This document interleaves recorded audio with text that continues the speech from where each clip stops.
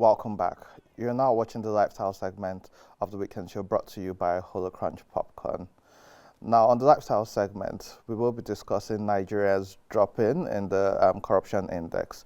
So Nigeria ranks 149 in recent corruption perception index. Is this a true reflection? Now, according to Transparency International's 2021 Corruption Perception Index on Tuesday, Nigeria has dropped to 149 as the second most corrupt country in West Africa. It's Nigeria's second consecutive year of a downward spiral on the Transparency International's CPI ranking. Now, having this conversation today, we have in the studio Dr. Usman Emmanuel Bassi, lead partner Prime Capital Consulting and a part-time lecturer at NAU University. Welcome to the weekend show, sir. Thank you. Good morning. Good morning, Nigerians. Great. In 2015, when President Muhammadu Buhari was running for presidency, three major areas which he focused on included corruption, insecurity, and the economy. Yes. 7 years down the line, what's your assessment as a Nigerian? Well, thank you for this opportunity again to air my opinion on the corruption index as regard to our country, Nigeria. In 2015, the ranking was 136. In 2016, it maintains and remained at 136. In 2017, it moved up to 147. In 144. Then 2018, 147. Then 2019, 2020. Now in 2021, not even 149, 154. That's the recent one. Now that's to tell you that there has not been changed. There has not been changed, and you can see it evidently, virtually in every sector of the country. You know, it's a perception of corruption. Now, it's something that is not done by outsiders. Transparency International they collect this data here in Nigeria. They didn't sit where they are to collect this data. They come down here, ask the general, go out and take their data. They go out and ask people about corruption in this country. And that's to tell you the opinion of the majority of the people interviewed, telling you that corruption, in fact, is on the increase rather than going down. So, interestingly, just like you've said, the dimensions or the basis which was used to measure this by Transparency International's in Nigeria, CISAC, they used 7 points or 7 weaknesses, which includes damning audit reports, security sector corruption, failure to investigate high-profile corruption cases and prevent illicit financial flows, absence of asset recovery, protection of whistleblowers, and other key anti-corruption legal frameworks, judicial challenges, and corruption in the COVID-19 response, Twitter ban, and shrinking civic space. It's interesting that COVID response was added. I remember when the End SARS protest was going on, and then at some point when it spiraled as a result of thugs also playing a role in what they did. But the focus is we remember palliatives, and we saw warehouses being looted because those were palliatives which were meant to be shared to the Nigerians. Till today, no one has been prosecuted or held responsible for it. So let's talk about corruption around COVID response. Also, I think the federal government had stated that they had given about 2 billion naira in relief to Nigerians. What's your take on that particular point? Okay, thank you. Let me say this, that one of the challenge we have with government is government spendings are done in secrecy. And as long as government spendings are done in secrecy, they are not known. They just come out one day and tell you that so-so thing has been distributed.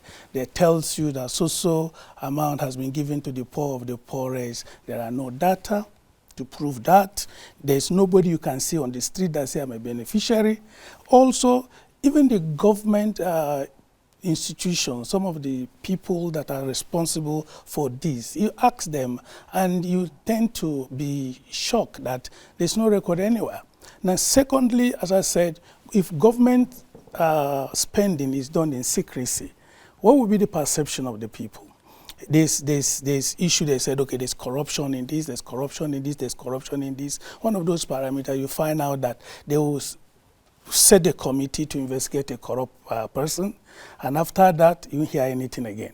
Now, the perception of people is that this person is corrupt. You didn't come back to tell them that this person, maybe a competent court of jurisdiction has cleared him, you can't see him going to court, and the person, maybe the next time you hear is that he has gotten another appointment. Like that, like that, like that. As long as we continue to harbor such kind of things, government continue to do things that people are not aware of, you get it, that corruption continues, and that perception cannot be taken away. You know, especially when we talk about perception, most times the buck is pushed away from the president's table, but it falls on his table. Definitely. So a good example is his SGF, Babachir Lawal, was found guilty of diverting money. Yes. Till today, even though the case is in court, he hasn't been, it's still in court and it's still going forward. But interestingly, the president had a nominee for the chairman of its apex crime fighting unit, the EFCC, who the Senate had repeatedly refused and rejected. Apparently, I think there was a report from the DSS as well, but this fell on deaf ears, and he acted in an acting position for several years. Till today, Nigerians haven't seen the outcome of that report. A former crime fighter, Abba Kyari, in the police force, is being indicted in the United States. The Inspector General of Police Office has done some investigation, which I hear is now being rejected, and they need to do another investigation. But it's alleged in the news that the U.S. has already ordered for his arrest. Now, back to perception and political will. Do you think this is a failure on the part of the president to take responsibility and also prosecute high-level individuals? Definitely, because, you know, unfortunately, in the presidential system of government, everything tends to lies with the president. So if there's a success, it's attributed to him. So if there's a failure, the president also should take responsibility. All these people are his appointees. He has found them worthy to occupy such positions. He has found them worthy to discharge such responsibility. Unfortunately, if they are not doing well, then he's the one to, apply the hammer. But what we see in Nigeria is that you hear a whole lot of corruption allegation, you hear investigation, you hear a whole lot of committee being set up to investigate things, and after some time, nothing happens. Look at the issue of the former boss of the EFCC, Ibrahim Magu. I read the story, everybody was interested, and who inducted him? Majority of the allegation was coming from the Attorney General of the Federation, the #1 lawman of the country. And nothing is done till today. We're not saying he's corrupt. We're not saying he has done all those allegations, all those things has happened. You get it? But then let government come clear and at least prosecute him by a competent law, or at least let's say, okay, this guy has been cleared. Let people now know that you have taken action. Issue of Abba Kyari, same thing. Committee is set up. All of them are white paper committees, and at the end of the day, you don't hear anything. At a time I was hearing he has resumed office, not posted or not going to where he was before. These are the issues that government has to take it serious. Let me say this. In every country or in anywhere, consciousness is a vehicle for every development. When things are not done with transparency, the perception will always be that justice has not been done.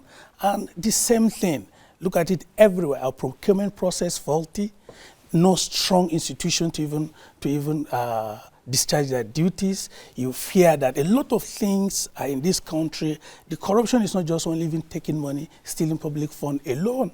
There are a lot of things that the corruption is endemic everywhere. Our value system has completely eroded. People just do things at will and like nothing will happen. They're like people in the where they're like, there are people in this country that are like they're above the law. You understand? If somebody hold one particular position, is like the person have a network of coverage. Well, okay, this one is here, you can't do this to this. Do you understand? And even government take a step to ensure that these people are arrested, prosecuted, or maybe to ensure that they are brought to book. you hear some people coming out with maybe a group say, no, this guy is innocent, and begin to tell you what happened in that government, what happened to that particular person. How can we achieve success? It's difficult. Government has to be realistic, government has to be transparent, and government need to communicate to the people. Let me say this. Let's look at it. Okay, you've created institutions of government, the ICPC, the EFCC, and maybe the Code of Conduct Bureau and stuff like that, would then aim to checkmate or to punish corrupt individuals. But can I tell you something? We are only fighting when the crime has already been committed. What are we doing even before the crime being committed? Before, when Robado was at the helm of affairs, anywhere you go through, you see advert about EFCC telling people, if you see something, say something. Or EFCC is here watching, creating that consciousness into people. You go to schools, people are talking about corruption. What happened to those days? People really want to do, I mean, people are, when people are there embezzling, do all those kind of things, what are the to create the consciousness that this thing is evil, this thing is going to consume us, this thing is transferable to the next generation, and for us to have a better society, not just to fight those that has already committed, even though you look at even some of the punishment for those people that are caught or those people that has been that court has already charged. You see sometimes somebody taking 7 billion naira and you're giving him 6 months, 7 months. For Christ's sake, or he's paying 700,000. Are we really serious? So interestingly, and I'll be paraphrasing here, the Minister of Information, Lai Mohammed, has rejected Transparency International's report. The spokesperson to the President, Garba Shehu, and this is me paraphrasing, has called Transparency International's reports and the likes as baseless and sensational. And so this begs the question of, is it that they don't understand the realities of Nigeria? Are they fighting corruption, or are they fighting against the people and the press when we get such statements? So what's this disconnect if the presidency is not acknowledging it, but rather calling it baseless? We've seen similar with what they've done when Amnesty International has presented reports about human rights abuses and the shrinking civil spaces. So what's this disconnect? Yeah, you see, some of the truth is, one of the problems of the president are the people, the image makers of the president themselves. People that want to defend the president by all means. When the the Transparency International, if they bring out reports that favors the government, you see them coming out. Just because the campaign measure based on they're coming out with articles and begin to tell you that, the government have done well, the government is fighting corruption. Can't you see this report? They are quoting it. Now, when the same institution, when the same organization said, no, at this level, you're not doing well, what happened? They come out with all arsenal, try to fight and try to reject it. Let me say this. I was having a struggle, actually. I have to study in-depthly to find out really what's the problem. Because I felt, maybe if you can look at the whole ranking of African countries, you look at it, you find a majority of the African countries, apart from Seychelles, that come among the top 30 or top 25, majority of the African countries are considered to be corrupt. Now, if you feel like Transparency International are not being objective, have you seen the Bureau of Statistics reports? Have you actually gone to ask people? As I said earlier, this report is not done in the US. Neither is it done in Switzerland. It's done here in Nigeria by some of the civil society in Nigeria. What happened? They recruit the people here and they go to the street and ask people about corruption. The barometer is there. Those standard, the KPIs are there. Now, and these people talked freely because they experience it. Let me shock you. 3 or 4 weeks ago, I parked somewhere in Wuse 2. In a twinkle of an eye before I came out, my car was broken, my laptop taken, all my information, whole thing, my bag, everything. And I didn't know what to do. I was kind of in shock. So the only thing I can think of is, okay, let me report it to the police. And I entered the police. at around 7, 8 a.m. And they said I should go home and go and bring the package of the laptop, this and that, this and that, this and that. Almost 10 p.m. I can't do anything.